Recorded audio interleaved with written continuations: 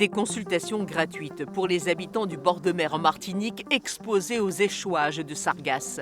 Le CHU, dans le cadre du projet Sargacare, veut connaître l'impact sur leur santé des gaz qui émanent de ces algues brunes en décomposition.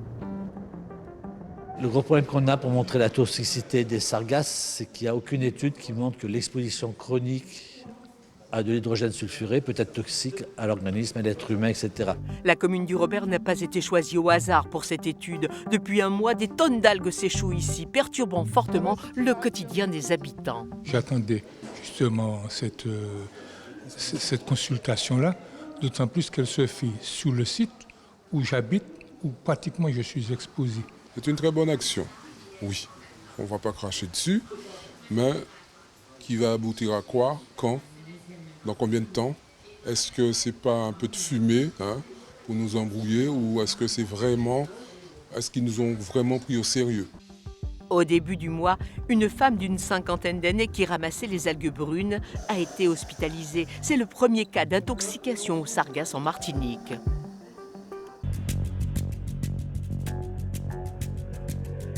Six décès sur les routes de Polynésie depuis le début de l'année. Eux ont échappé à la mort, mais grièvement blessés, ils sont pris en charge depuis des mois ici à Tétiaré, l'unique centre de rééducation du territoire. Steven, 37 ans, a été fauché sur son deux roues. J'étais en scooter et le gars il était en voiture. Et en revenant du travail, le gars il ne s'est pas arrêté au stop. Et après je l'ai tamponné. Ici à Tahiti, les jeunes ils font n'importe quoi là sur la route. Il y en a qui arrivent à tout récupérer, il y en a qui ne récupèrent pas du tout. Mais je pense que ça change ta vie, c'est sûr. Donc du coup, il faut être prudent sur la route. Lui a manqué de prudence quand il a pris son scooter sous l'emprise de l'alcool. Je me suis cassé un pied et la colonne vertébrale. Ça m'a mis dans cet état. Dans un fauteuil roulant, c'est dur aussi. Quand tu bois trop, ou tu t'es pris la tête, tu es fâché. Faut pas prendre la route. Les campagnes de prévention se sont multipliées ces dernières années. Les contrôles aussi. En Polynésie, les 3/4 des accidents mortels sont dus à l'alcool ou aux stupéfiants.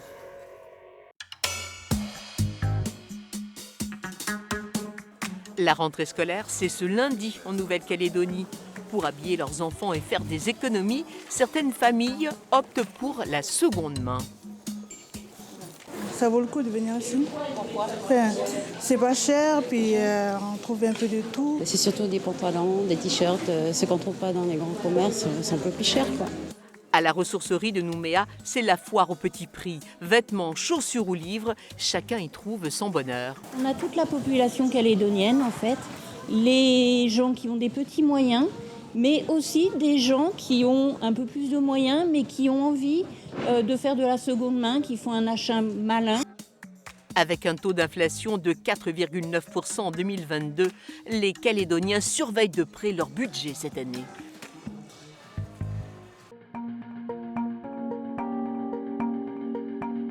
C'est la saison des vendanges à Sillaos. À 67 ans, Christian Turpin fait partie des plus anciens viticulteurs de la Réunion. Depuis 30 ans, il cultive ses raisins malgré des conditions climatiques parfois difficiles.